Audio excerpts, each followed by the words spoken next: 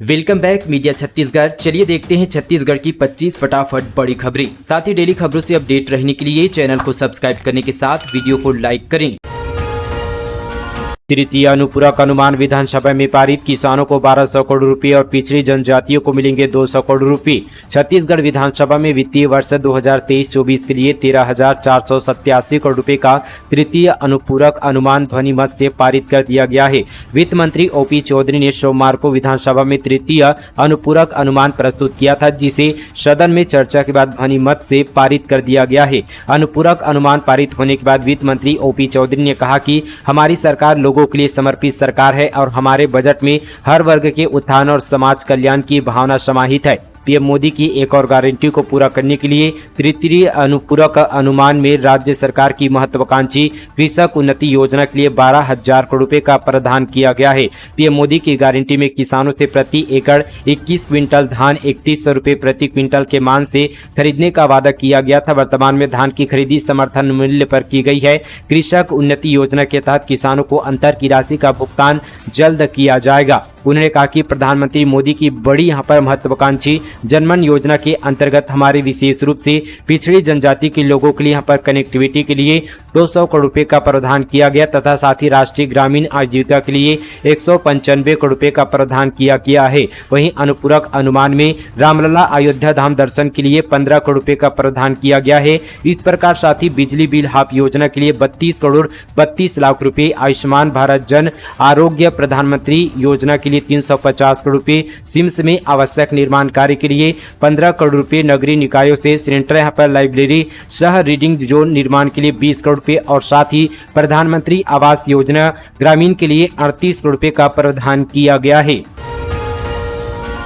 आपकी कॉलोनी है सबसे स्वच्छ तो रायपुर निगम देगा अवार्ड। क्लीन ग्रीन अवार्ड के लिए 10 फरवरी तक बढ़ी रजिस्ट्रेशन की तारीख, 50 कॉलोनियां पंजीकृत। रायपुर नगर निगम की क्लीन ग्रीन अवार्ड 2024 में रजिस्ट्रेशन की तारीख 10 फरवरी तक बढ़ा दी गई है। स्वच्छता रैंकिंग सुधारने, कॉलोनियों और आवासीय परिसरों के लोगों को स्वच्छता से जोड़ने के लिए शुरू होने वाले इस अवार्ड में अब तक 50 कॉलोनियों ने रजिस्ट्रेशन करवाया है। निगम के अधिकारियों ने बताया कि क्लीन ग्रीन अवार्ड 2024 के लिए रेजिडेंशियल सोसाइटी ने अपनी तैयारी करने के लिए कुछ दिन का समय मांगा था। पहले पंजीयन की तारीख 6 फरवरी रखी गई थी, लेकिन कंपटीशन को लेकर लोगों में उत्साह को देखते हुए रजिस्ट्रेशन की तारीख बढ़ाई गई है। देश की स्वच्छता सर्वेक्षण में रायपुर इस बार 11वें नंबर पर है। टॉप 10 में शामिल नहीं होने की एक बड़ी वजह लोगों के फीडबैक में कमी रही। शहर के लोग यहाँ पर स्वच्छता सर्वेक्षण से खुद को जोड़ नहीं पा रहे हैं, इसलिए निगम ने यह पहल शुरू की है। वहीं यहाँ पर क्लीन ग्रीन अवार्ड के लिए आप नगर निगम की वेबसाइट www.nagarnigam-raipur.nic.in पर जो है पंजीयन कर सकते हैं। पंजीयन के बाद यहाँ पर रहवासियों से स्वच्छता संबंधी फीडबैक भी यहाँ पर लिया जाएगा। अधिक जानकारी के लिए साथ ही मोबाइल नंबर भी दिया गया है, नीचे आपको डिस्क्रिप्शन पर मिल जाएगा। धान खरीदी ने तोड़ा रिकॉर्ड, पिछले साल की तुलना में इस साल 16 लाख क्विंटल से ज्यादा की हुई खरीदी। छत्तीसगढ़ में प्रति एकड़ 21 क्विंटल धान खरीदी की घोषणा ने भाजपा को सत्ता की चाबी सौंप दी है। वहीं सरकार की इस घोषणा के चलते धमतरी में इस बार रिकॉर्ड धान की खरीदी हुई है। आलम यह कि अभी भी यहाँ पर जिले के अधिकांश खरीदी केंद्र में करोड़ों का धान पड़ा हुआ है। साथ ही जिले में इस बार 6 लाख मीट्रिक टन से ज्यादा धान खरीदी हुई है। गौरतलब है कि पिछले साल की तुलना इस साल यहाँ पर 16 लाख क्विंटल ज्यादा धान खरीदी हुई है। दरअसल खरीफ विपणन वर्ष 2023-24 में समर्थन मूल्य पर धान उपार्जन के लिए जिले में 1,25,080 किसानों ने पंजीयन कराया था। महासमुंद में 25 लाख रुपए का गांजा जब्त, बोलेरो की छत पर बनाया था चैम्बर। मध्य प्रदेश की 6 तस्कर गिरफ्तार। महासमुंद जिले के सिंघोड़ा पुलिस ने बोलेरो की छत पर बनी चैम्बर से 25 लाख रुपए का 50 किलो गांजा बरामद किया, जिसे उड़ीसा से मध्य प्रदेश ले जाया जा रहा था। पुलिस ने 6 अंतर्राज्यीय तस्कर को गिरफ्तार किया है। उनके पास से 6 मोबाइल, गांजा और बोलेरो को जब्त किया गया है।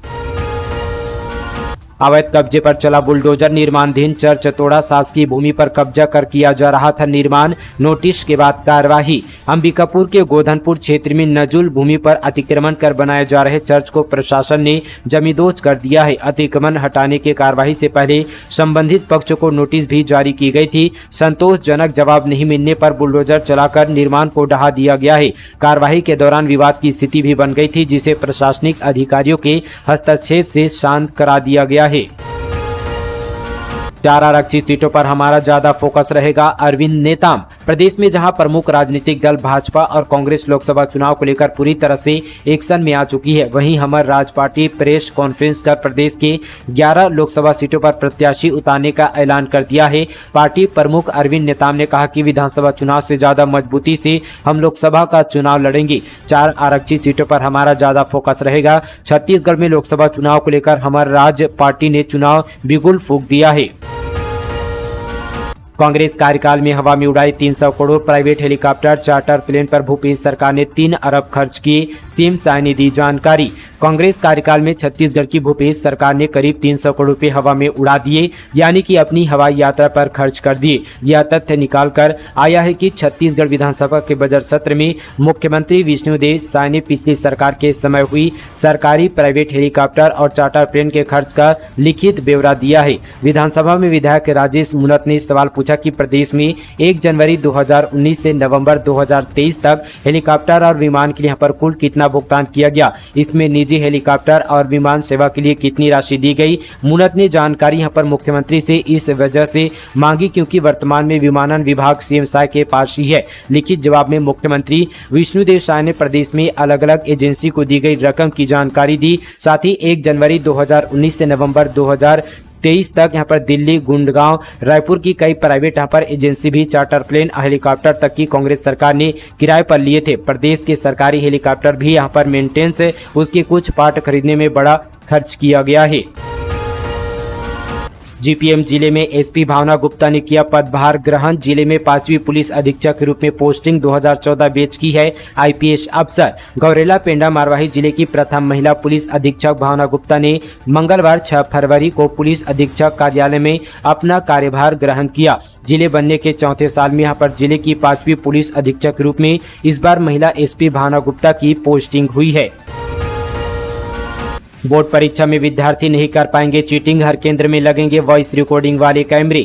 छत्तीसगढ़ 10वीं 12वीं बोर्ड परीक्षा 1 मार्च से शुरू होने वाली है। इसको लेकर छत्तीसगढ़ माध्यमिक शिक्षा मंडल ने प्रवेश पत्र का वितरण शुरू कर दिया है। परीक्षा के लिए प्रदेश में 10वीं और 12वीं की परीक्षा के लिए 2075 केंद्र बनाए गए हैं। वहीं 10वीं में 3,47,000 परीक्षार्थियों ने और कक्षा 12वीं में 2,62,000 परीक्षार्थियों ने पंजीयन कराया है। परीक्षा में कुछ विद्यार्थी नकार का प्रयोग करते हैं, इसे रोकने के लिए माध्यमिक शिक्षा मंडल ने खास योजना बनाई है। बच्चों पर जो है निगरानी रखने के लिए वरिष्ठ शिक्षकों को जिम्मेदारी दी गई है। इसके लिए चयनित शिक्षकों की सूची बनाई जाएगी। दरअसल पिछले साल सूरजपुर जिले में एक स्कूल में सामूहिक नकल प्रकरण किया गया था, जिसके बाद शिक्षा मंडल की निगरानी और भी सख्त हो गई है। विद्यार्थियों पर निगरानी रखने यहाँ पर सीसीटीवी कैमरे भी लगाए जाएंगे। इसे लेकर अधिकारियों ने जानकारी दी है। सभी केंद्रों में सीसीटीवी कैमरा लगाया जाएगा। इसमें वॉइस रिकॉर्डिंग की व्यवस्था होगी। इसे यहाँ पर हर केंद्र के जिला स्तर पर तैयार कर कंट्रोल रूम से जोड़ा जाएगा, जिसे सीधे यहाँ पर शासन स्तर पर भी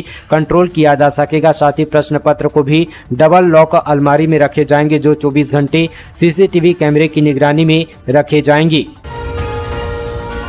120 देश खरीद सकेंगे कृषि औषधि फसल। जीपीएम जिले के किसानों को मिलेगा बाजार मूल्य से अधिक भाव। सेमिनार में 34 किसानों को मिली ट्रेनिंग। गौरेला पेंडा मरवाही जिले के 34 किसानों को राजधानी रायपुर में आयोजित सेमिनार में प्रशिक्षण दिया गया। दरअसल आयोजित यहां पर सेमिनार में किसानों को औषधीय पौधों की खेती और साथ ही उनके लाभ के बारे में बताया गया। जीपीएम जिले में औषधीय पौधों की पर्याप्त उपलब्धता और उत्पादन के लिए अनुकूल जलवायु होने के कारण कलेक्टर प्रियंका ऋषि यहां पर महोबिया की विशेष पहल पर औषधीय पौधों की खेती को बढ़ावा मिल रहा है। इसको लेकर किसानों और स्व सहायता समूह की महिलाओं में काफी उत्साह है।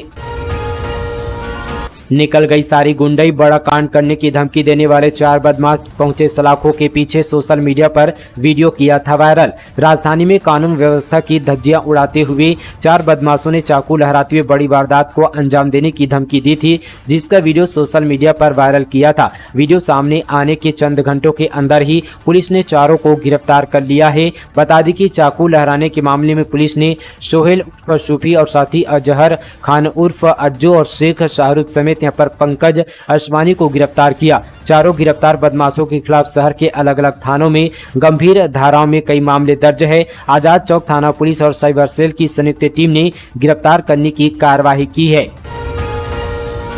पेड़ काटने वाले तस्करों को वन अफसरों का संरक्षण। उदंती सीतानंदी अभ्यारण्य में पेड़ों की कटाई का मामला, उप निदेशक की जांच रिपोर्ट में खुलासा। गरियाबंद के उदंती सीतानंदी अभ्यारण्य के कोर एरिया से सैगुन की तस्करी का पश्चिम बंगाल तक फर्नीचर भेजने वाले गैंग के साथ वन अफसरों की मिलीभगत होने की जानकारी मिली है। उप निदेशक वरुण जैन द्वारा 30 जनवरी को पीसीसी ऐप और 350 पन्नों के दिए रिपोर्ट में इसका खुलासा हुआ है। रिपोर्ट में सबूत के साथ दागी अफसरों के कारनामों का जिक्र किया गया है। पीडीएस गड़बड़ी, केंद्र के भेजे चावल में हुई 216 करोड़ रुपए की गड़बड़ी। विधानसभा में सरकार ने दिया जवाब, विधायकों की समिति करेगी मामले की जांच। छत्तीसगढ़ विधानसभा के बजट सत्र के दूसरे दिन प्रश्नकाल में पीडीएस दुकानों में स्टॉक की जांच का मामला गूंजा। बीजेपी विधायक धर्मलाल कौशिक ने मामला उठाते हुए सदन की कमेटी बनाकर मामले की जाँच कराने की मांग की। मंत्री दयालदास बघेल ने माना कि 216 करोड़ रुपए का चावल स्टॉक कम पाया गया है। इसके साथ ही संसदीय कार्य मंत्री बृजमोहन अग्रवाल ने कहा कि विधायकों की कमेटी इस पूरे मामले की जांच कराई जाएगी। रायपुर वासियों को 200 करोड़ रुपए के बॉन्ड का इंतजार, 11 माह बाद भी नगर निगम जारी नहीं कर पाया प्रस्ताव, 8% का रिटर्न है तय। रायपुर महापौर ने साल 2023 के बजट में 200 करोड़ रुपए के बॉन्ड जारी करने की घोषणा की थी, लेकिन 11 महीने बाद भी निगम इसे जारी नहीं कर पाया। निगम कमिश्नर अविनाश मिश्रा ने बताया कि इसकी लंबी प्रक्रिया होती है जिसे पूरा करना जरूरी होता है। उन्होंने कहा कि यहाँ पर हमने राज्य सरकार को अनुमति के लिए प्रपोजल भेजा है, सभी परमिशन मिलने के बाद इस साल से बॉन्ड लॉन्च किया जाएगा। यह बॉन्ड पोस्ट ऑफिस, बैंकों और नगर निगम दफ्तर से बेचे जाएंगे। यह बॉन्ड 500, 1000, 5000 और 10,000 के होंगे। ईमानदार ऑटो वाला सामान रखकर उतारना भूल गई थी महिला, चालक ने लौटाया, बैग में था सोना चांदी और 5 लाख रुपए से ज्यादा का कैश। रायपुर पंडरी थाना क्षेत्र से एक मामला सामने आया है जिसमें अशोका रतन शंकर नगर निवासी आवेदिका दीपाली गुप्ता का कीमती सामान वो ऑटो में भूल गई थी। दरअसल बीते यहाँ पर 3 फरवरी को दीपाली रांची से ट्रेन से वापस रायपुर आ रही थी। 10 बजे वे रायपुर पहुंची और रेलवे स्टेशन से अपने घर अशोका रतन जाने के लिए किराए में ऑटो लेकर रवाना हुई। रात करीब यहाँ पर 11:15 पर अपने घर पहुंचकर ऑटो से कुछ सामान उतारा और साथ यहाँ पर एक बैग जिसमें उसके सोने के जेवरात और नगद रकम लगभग 5,50,000 रुपये रखी थी, जिसे यहाँ पर वे ऑटो से उतारना भूल गए। जिस संबंध पर दीपाली गुप्ता ने थाना पंडरी में आवेदन पत्र देने के साथ ही anti crime and cyber unit में भी इस घटना की सूचना दी थी। कवर्धा में यात्री बस अनियंत्रित होकर पलटी, ड्राइवर और कंडक्टर समेत 25 यात्री घायल, बस में 50 लोग थे सवार। कवर्धा जिले के झलमला जोड़ी घाट में भोरमदेव ट्रेवल की बस अनियंत्रित होकर पलट गई। इस हादसे में 25 लोग जख्मी हुए हैं, जिन्हें इलाज के लिए अस्पताल में भर्ती करवाया गया। हादसे के वक्त बस में 50 यात्री सवार थे। घटना झलमला थाना क्षेत्र की है। बस्तर में बम बारूद के बीच लहलहा रही कॉफी की फसल किसानों के लिए बना बेहतर आय का जरिया।